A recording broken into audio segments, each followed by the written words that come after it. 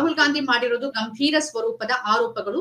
ಆ ಆರೋಪಗಳು ಇನ್ನೂ ಕೂಡ ಸಾರ್ವಜನಿಕರಿಗೆ ಅವರ ಪವರ್ ಪಾಯಿಂಟ್ ಪ್ರೆಸೆಂಟೇಶನ್ ತಲುಪಿದೆಯೇ ಹೊರತು ಆ ದಾಖಲೆಗಳೇನಿದೆ, ಆ ಸಾಕ್ಷ್ಯಗಳೇನಿದೆ, ಅದರ ಅಧ್ಯಯನ ಕೂಡ ಇನ್ನೊಂದು ರೀತಿಯಲ್ಲಿ ಆಗ್ಬೇಕಿದೆ. ಇದು ಕಾಂಗ್ರೆಸ್ ಮಾಡಿರೋ ಅಧ್ಯಯನ ಸಂಶೋಧನೆ, ಅವರು ಹೇಳೋ ರೀತಿಯಲ್ಲಿ ಸ್ವತಂತ್ರವಾಗಿ ಅದರ ಅಧ್ಯಯನ ಸಂಶೋಧನೆ ಮಾಡಬೇಕಿದೆ. ಅವರು ಮಾಡಿರುವ ಆರೋಪಗಳು ನಿಜವೇ ಆದಲ್ಲಿ ಇದು ಭಾರತದ ಚುನಾವಣಾ ವ್ಯವಸ್ಥೆಯ ಮೇಲೆ ದೊಡ್ಡದಾದಂತ ಒಂದು ನೆರಳು ಬಿದ್ದಿದೆ ಅನ್ನೋದಕ್ಕೆ ಉದಾಹರಣೆ ಆಗುತ್ತೆ. ಇದಕ್ಕೆ ಯಾವ ರೀತಿಯಾಗಿ ಆಯೋಗ ಸ್ಪಷ್ಟನೆ ಕೊಡುತ್ತೆ ಅನ್ನೋದು ಕೂಡ ಮುಖ್ಯ ಆಗುತ್ತೆ. ಈ ವಿಚಾರದ ಬಗ್ಗೆ ನಮ್ಮ ಜೊತೆಗೆ ಮಾತನಾಡೋದಕ್ಕೆ ಹಿರಿಯ ಪತ್ರಕರ್ತರು ಮತ್ತು ರಾಜಕೀಯ ವಿಶ್ಲೇಷಕರು ಆಗಿರುವ ಡಾಕ್ಟರ್ ಬಸವರಾಜ್ ಇಟ್ನಾಳ್ ಅವರಿದ್ದಾರೆ. ನಮಸ್ಕಾರ ಇಟ್ನಾಳ್ ಅವರೇ.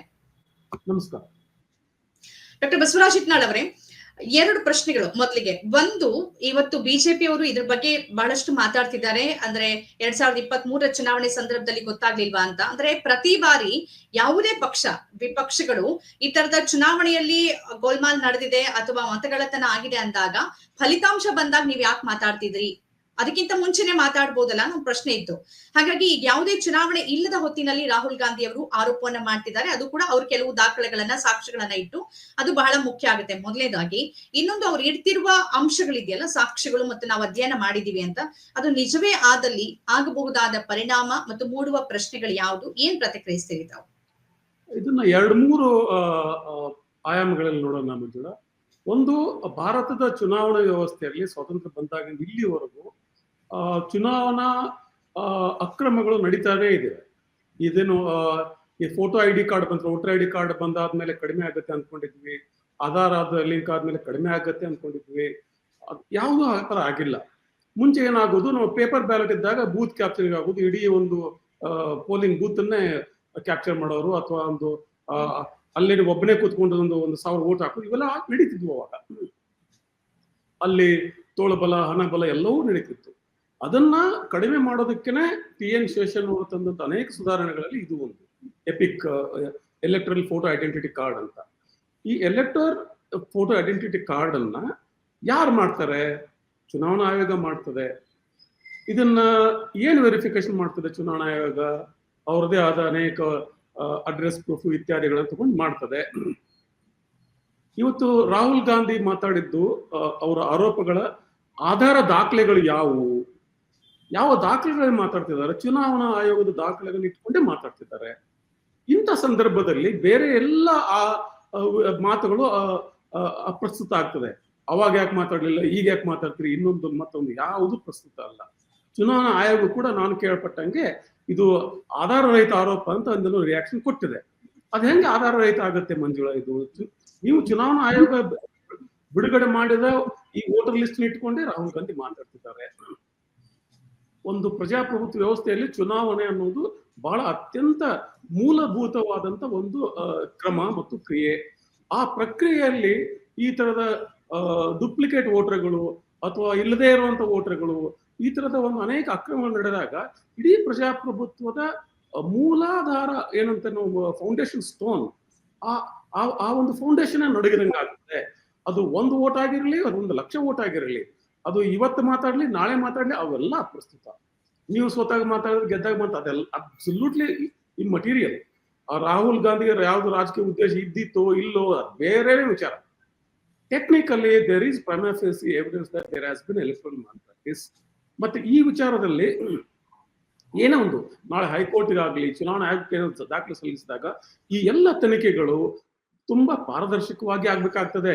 ಸಮರಿಲಿ ನಾವು ದಾಖಲೆ ತಗೊಂಡಿದ್ದು ಆಗಿಲ್ಲ ಅಂತ ಹೇಳ್ಬಿಡೋದಲ್ಲ, ಪಾರದರ್ಶಕವಾಗಿ ಆಗ್ಬೇಕಾಗ್ತದೆ. ಯಾಕಂದ್ರೆ ಚುನಾವಣೆ, ಈ ಒಂದು ಮತದಾನ ಪಾರದರ್ಶಕ ಪ್ರಕ್ರಿಯೆ ನಮ್ಮಲ್ಲಿ ಇತ್ತೀಚೆಗೆ ರಾಹುಲ್ ಗಾಂಧಿ ಕೇಳಿದ್ರಲ್ಲ, CCTVಗಳು ಇರ್ತವೆ ಅಲ್ಲಿ. ಚುನಾವಣೆ ನಾನು ಮತ ಹಾಕೋದಕ್ಕೆ ಮತಗಟ್ಟೆಯಲ್ಲಿ ಪ್ರತಿಯೊಂದು ಪಕ್ಷದ ಪೋಲಿಂಗ್ ಏಜೆಂಟ್ ಇರ್ತಾನೆ. ಅದೊಂದು ಪಾರದರ್ಶಕ ಪ್ರಕ್ರಿಯೆ. ಹಾಗೇನ ತನಿಖೆ ಕೂಡ ಪಾರದರ್ಶಕ ಆಗ್ಬೇಕು. ಯಾರೋ ಒಂದು ಎಲ್ಲೋ ತನಿಖೆ ಮಾಡಿ ನಾವು ಮಾಡಿದ್ದೇವೆ ಇದ್ರಲ್ಲಿ ಹುರುಳಿಲ್ಲ ಅಂತ ಹೇಳೋದಲ್ಲ.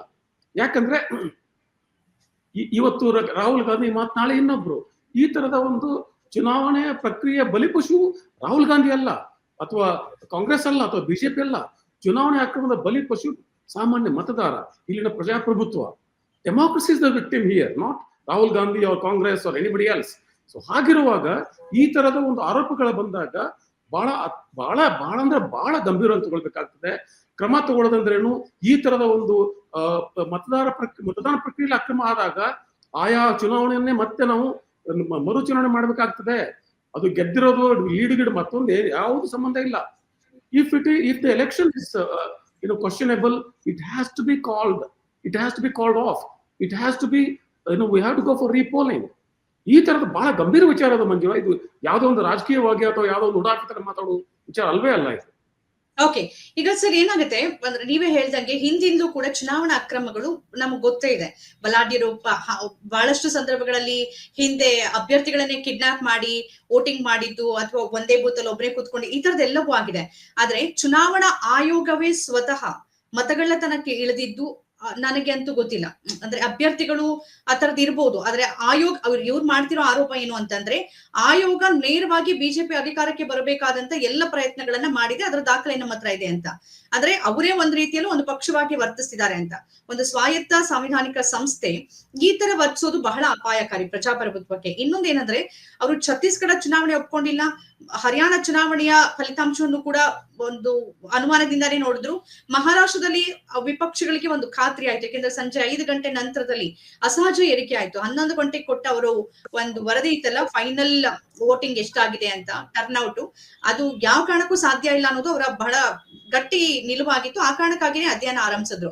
ಮತ್ತೆ 6 ತಿಂಗಳ ಅವಧಿಯಲ್ಲಿ 39-49 ಲಕ್ಷ ಹೊಸ ಮತದಾರರು ಸೇರೋದು. ಹೀಗೆ ಇಲ್ಲಿ ಬೆಂಗಳೂರು ಸೆಂಟ್ರಲ್ ಬಂದ್ರೇನೆ 32 ಲಕ್ಷ ಅಂತರ ಅಂದ್ರೆ ಇರೋದು.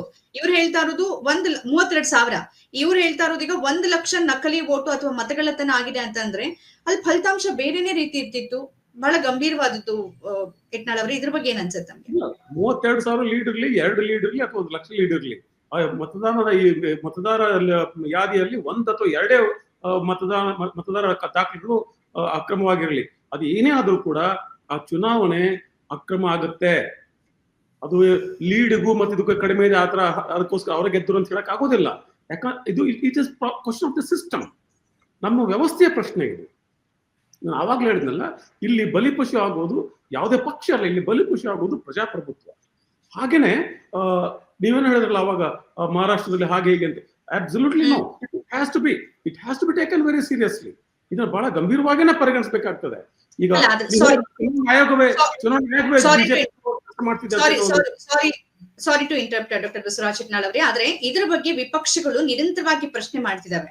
ಆಯೋಗಕ್ಕೆ 17C ಕೊಡೋದ್ರಿಂದ ಹಿಡಿದು ನಿಮ್ಗೆ CCTV ಫುಟೇಜ್ ಕೊಡಿ, ಬೇರೆ ಬೇರೆ ಮಾಹಿತಿಯನ್ನ ಕೊಡಿ ಅಂತ ಕೇಳ್ತಿದ್ದಾರೆ. ಆದ್ರೆ ಕೇಂದ್ರ ಸರ್ಕಾರದ ಜೊತೆ ಸೇರಿ ನಾವು ಮಾಹಿತಿ ಕೊಡೋದಿಲ್ಲ ಅಂತ ಅವರೊಂದು ಹೊಸ ಕಾನೂನನ್ನು ಕೂಡ ತಗೊಂಡ್ ಬಂದಿದ್ದಾರೆ. ಅಂದ್ರೆ ನಿಷ್ಪಕ್ಷ ಮತ್ತು ಪಾರದರ್ಶಕತೆ ಹೋಗಿ ಪಾರದರ್ಶಕತೆನೇ ಇಲ್ಲದೆ ಇರೋ ರೀತಿಯಲ್ಲಿ ಚುನಾವಣೆ ನಡೆಸೋದು ನಮ್ ಕೆಲಸ, ನಾವು ಮಾಡ್ತೀವಿ, ನಾವು ಮಾಡ್ದಂಗೆ ನೀವು ಕೇಳ್ಬೇಕು ಅನ್ನೋ ರೀತಿಯಲ್ಲಿ ಆಯೋಗ ವರ್ತಿಸ್ತಾ ಇದೆ. ಯಾವ ಮಾಹಿತಿಯನ್ನು ಕೊಡ್ತಾ ಇಲ್ಲ.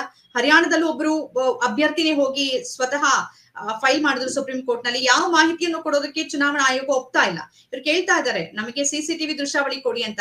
ಹಾಗೆ ನೋಡಕ್ ಹೋದ್ರೆ ಕೊಡ್ಬೇಕು, ಬಟ್ ಏನನ್ನು ಕೊಡೋದೇ ಇಲ್ಲ ಅಂದಾಗ ಏನ್ ಮಾಡಕ್ಕಾಗತ್ತೆ ವಿಪಕ್ಷಗಳು ಅಥವಾ ಬೇರೆ ಯಾರಾದ್ರೂ?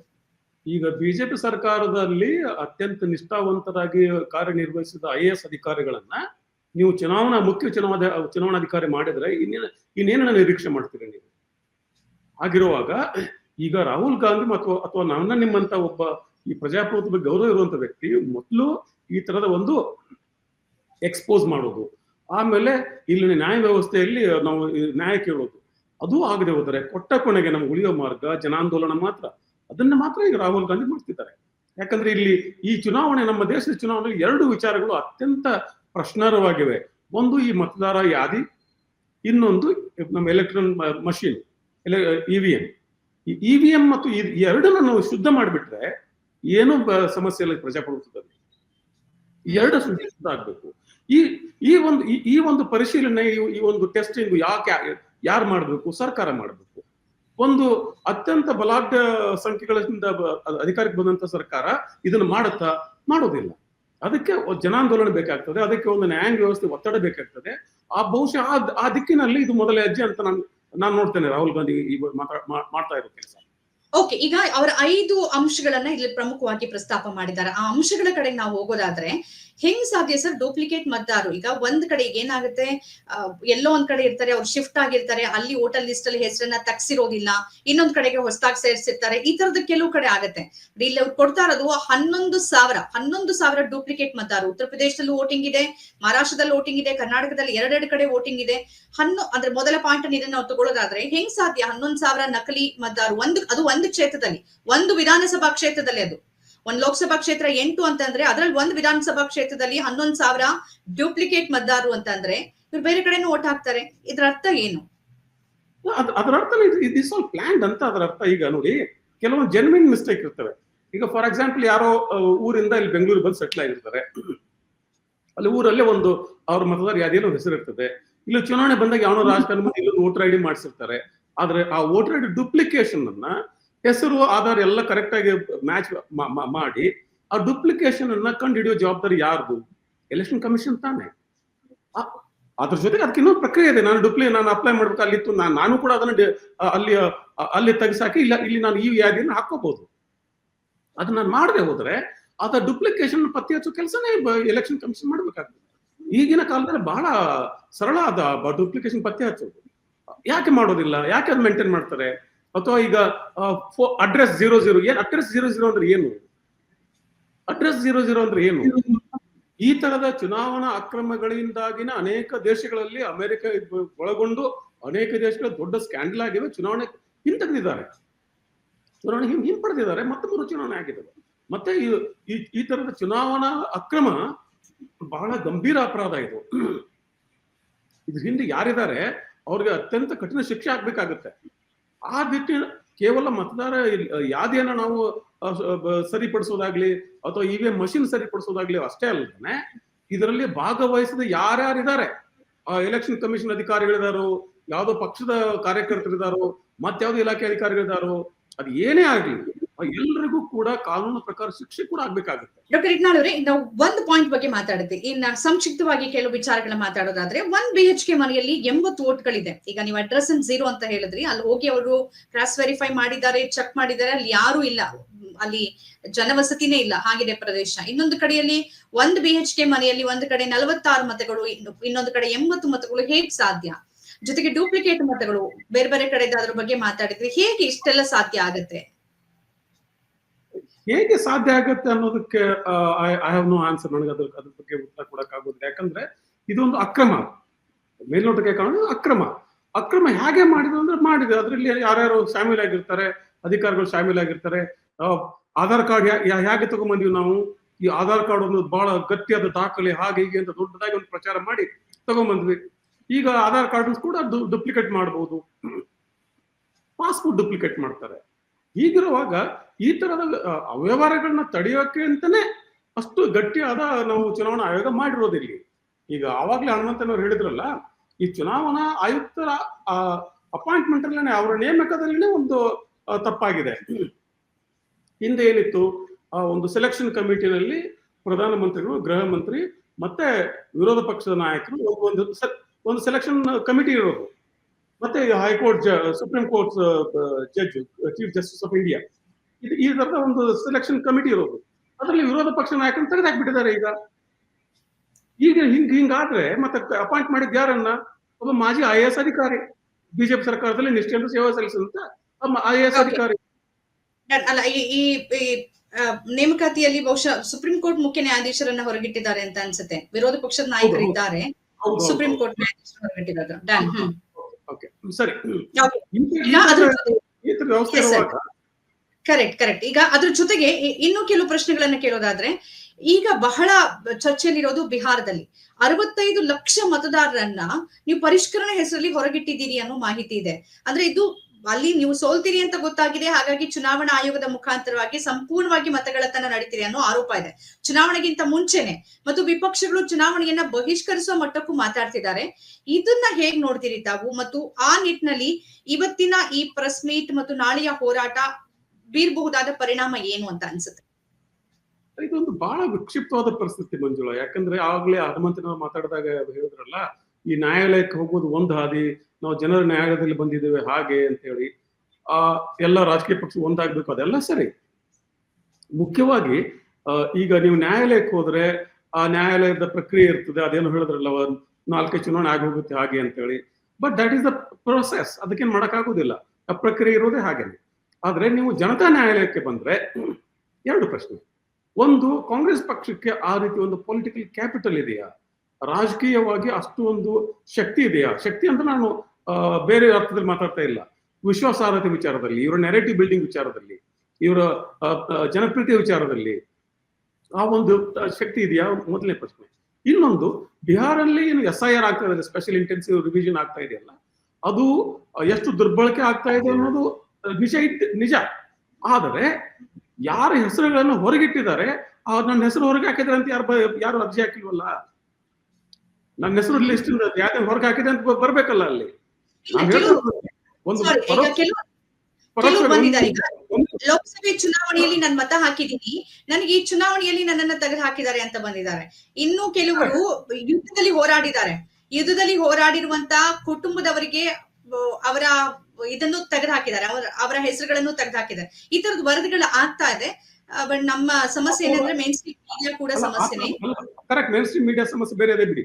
ಆ ತರದ ಒಂದು ಮತದಾರರ ದೂರುಗಳನ್ನ ಗಂಭೀರವಾಗಿ ತಗೊಳ್ಬೇಕಾಗ್ತದೆ ಚುನಾವಣಾ ಆಯೋಗ, ತಗೊಳ್ತಾರೆ ಅಂತ ಅನ್ಕೊಳ್ತೇನೆ ನಾನು. ಆದ್ರೆ ಒಟ್ಟಾರೆಯಾಗಿ ಹೇಳೋದಾದ್ರೆ ಇಲ್ಲಿ do we have the popular support? ಇಲ್ಲಿ ಬಹಳ ಮಾಧ್ಯಮದ ಬೆಂಬಲ ಇಲ್ಲ ಕಾಂಗ್ರೆಸ್ ಪಕ್ಷಕ್ಕೆ. ಆಮೇಲೆ ಇಲ್ಲಿ ಜನಪ್ರಿಯತೆಯ ಪ್ರಶ್ನೆ ಇದೆ. ನೀವು ಜನಾಂದೋಲನ ಮಾಡೋದಾದ್ರೆ ಇಲ್ಲಿ ವೋಟರ್ ಟರ್ನ್ಔಟ್, ಮತದಾನದ ಪ್ರಮಾಣ ಕಡಿಮೆ ಇಲ್ಲಿ ಈ ದೇಶದಲ್ಲಿ. ಅಂತ ಸಂದರ್ಭದಲ್ಲಿ ಮತದಾನದ ವಿಚಾರದಲ್ಲಿ, ಪ್ರಜಾಸತ್ತೆಯ ಒಂದು ಚುನಾವಣಾ ಕ್ರಮದ ಅಕ್ರಮ ಮತ್ತು ಪ್ರಕ್ರಿಯೆ ವಿಚಾರದಲ್ಲಿ ಜನಾಂದೋಲನ ರೂಪಿಸೋದು ಅಷ್ಟು ಸರಳ ಅಲ್ಲ ಇಲ್ಲಿ ಈ ದೇಶದಲ್ಲಿ. ಆದ್ರೆ ಆಗ್ಬೇಕು ಆಶೆ, ನನ್ನ ಆಶೆ ಕೂಡ ಅಂದ್ರೆ ಅಷ್ಟು ಕಷ್ಟ ಕೂಡ ಅಲ್ಲ ಅಂತ ಅನ್ಸುತ್ತೆ. ಯಾಕೆಂದ್ರೆ ನಾವು ಧರ್ಮಸ್ಥಳದ ವಿಚಾರದಲ್ಲಿ ನೋಡ್ತಾ ಇದ್ರೆ ಆಗಿರುವ ಬದಲಾವಣೆಗಳನ್ನ ನೋಡ್ತಿದ್ರೆ ಯಾವುದು ಕಷ್ಟ ಅಲ್ಲ ಅಂತ ಕೂಡ ಅನ್ಸುತ್ತೆ. ನನ್ಗೆ ಕೊನೆ ಪ್ರಶ್ನೆ ನಿಮ್ಮ ಹತ್ರ ಕೇಳೋದು, ಚುನಾವಣಾ ಹೌದು ಕಾಂಗ್ರೆಸ್ ಆರೋಪ ಮಾಡ್ತಿದೆ, ಆರೋಪದ ಬಗ್ಗೆ ಏನ್ ಹೇಳುತ್ತೆ ಆಯೋಗ ನಾವು ನೋಡ್ಬೇಕಿದೆ.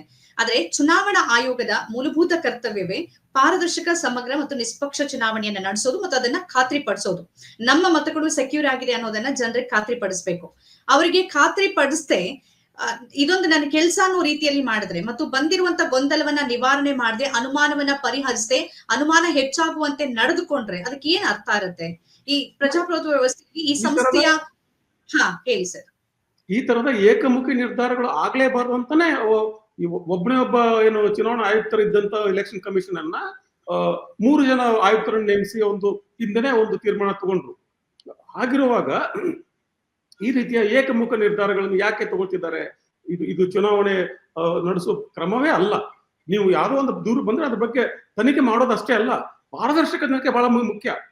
ನಾನು ತನಿಖೆ ಮಾಡಿ ಒಂದು ಶರ ಬರೆದು ಬಿ ರಿಪೋರ್ಟ್ ಅದಾಗಿಲ್ಲ ಅದು ಬರ್ದು ಬಿಡೋದಲ್ಲ, ಅದು ಆಗಿದೆ ಅಂತ ಹೇಳೋದಲ್ಲ. ಪಾರದರ್ಶಕ ತನಿಖೆ, ಆ ದೂರದಾರನ ಸಮ್ಮುಖದಲ್ಲಿ ತನಿಖೆ ಮಾಡ್ಬೇಕು.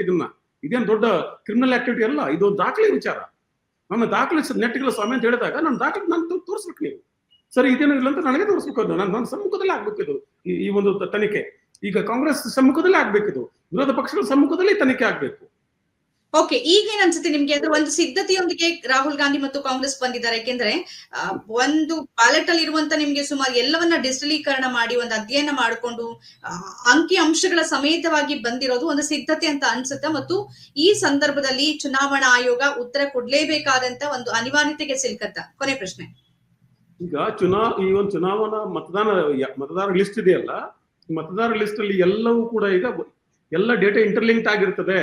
ಆಧಾರ್ ಆಗ್ಲಿ, ಅಡ್ರೆಸ್ ಆಗ್ಲಿ, ಪ್ರತಿಯೊಂದು ಇಂಟರ್ಲಿಂಕ್ಟ್. ಈಗ ಡಿಜಿಟಲ್ ಯುಗದಲ್ಲಿ ಒಬ್ಬ ಮನುಷ್ಯ ನಿಜವಾಗೂ ಇದಾನೋ ಇಲ್ವೋ ಅಂತ, ವಿಳಾಸ ಇದಾನೋ ಇಲ್ವೋ ಅಂತ ಪತ್ತೆ ಹಚ್ಚೋದು ಬಹಳ ಸರಳ. ಅದನ್ನ ಕಾಂಗ್ರೆಸ್ಸೇ ಮಾಡ್ಬೇಕಿಲ್ಲ. ಈಗಿನ ತಂತ್ರಜ್ಞಾನದ ಯುಗದಲ್ಲಿ ಬಹಳ ಸರಳವಾಗಿ ಮಾಡ್ಬೋದು ಅದನ್ನ ನಾವು. ಇದಕ್ಕೆ ಮತ್ತೆ ಆಮೇಲೆ ಬಯೋಮೆಟ್ರಿಕ್ ತರ್ತಾರೋ ಗೊತ್ತಿಲ್ಲ, ತಂದು ಬಿಟ್ರೆ ಅಂತ ಮುಗಿದೋದ್ ಕೆಲಸ. It can clean up in jiffy. ಇದನ್ನು ಸುಧಾರಣೆ ಮಾಡ್ಲೇಬೇಕು ಅಂದ್ರೆ ನೀವು ವೋಟರ್ ಐಡಿಗೆ ಬಯೋಮೆಟ್ರಿಕ್ ಹಾಕಿ ವೋಟ್ ಹಾಕುವಾಗ ನಾನು ಫಿಂಗರ್ ಪ್ರಿಂಟ್ ತಗೊಂಡು ವೋಟ್ ಹಾಕ್ಸ್ಕೊಂಡ್ಬಿಡಿ, ಮುಗಿದ ಕೆಲಸ. ಬಯೋಮೆಟ್ರಿಕ್ ಇದೆ, ಆಧಾರ್ ಲಿಂಕ್ ಆಗಿದೆ, ಅದೇ ಫಿಂಗರ್ ಪ್ರಿಂಟ್ ಸ್ಕ್ಯಾನ್ ಆಗಿ ಮತದಾನ ಮಾಡುವಾಗ ಅದ್ ನಾನು ಸರಿ ವೋಟ್ ಒಳಗೆ ಹೋಗ್ತೀನಿ, ಇಲ್ಲ ಹೋಗೋದಿಲ್ಲ. ಬಹಳ ಸರಳ. ಬ್ಯಾಂಕ್ಗಳು ಮಾಡ್ತವೆ, ಅನೇಕ ಸಂಸ್ಥೆಗಳು ಈ ಕೆಲಸವನ್ನು ಮಾಡ್ತವೆ. ಚುನಾವಣೆ ಆಯೋಗ ಯಾಕೆ ಮಾಡಕ್ ಆಗ್ತಾ ಇಲ್ಲ ಈ ತರದ ಕೆಲಸಗಳನ್ನ? ಮಾಡೋದಕ್ಕೆ ಸಾಧ್ಯ ಇದೆ, ನೋಡೋಣ. ಓಕೆ, ನೋಡೋಣ ಆಯೋಗ ಇದಕ್ಕೆ ಏನು ಉತ್ತರವನ್ನ ಕೊಡುತ್ತೆ, ಇದು ಎಲ್ಲಿಗೆ ಹೋಗುತ್ತೆ ಅಂತ. ಮುಂದೆ ಚರ್ಚೆಗಂತೂ ಈ ಅವಕಾಶ ಇದ್ದೇ ಇರುತ್ತೆ. ಧನ್ಯವಾದಗಳು ಡಾಕ್ಟರ್ ಬಸವರಾಜ್ ಇಟ್ನಾಳ್ ಅವರು, ಇಷ್ಟೊತ್ತು ಈ ಕಾರ್ಯಕ್ರಮದಲ್ಲಿ ಭಾಗಿಯಾಗಿ ತಮ್ಮ ಅಭಿಪ್ರಾಯವನ್ನ ನಮ್ಮ ಜೊತೆಗೆ ಹಂಚಿಕೊಂಡಿದ್ದಕ್ಕೆ. ನಮಸ್ಕಾರ.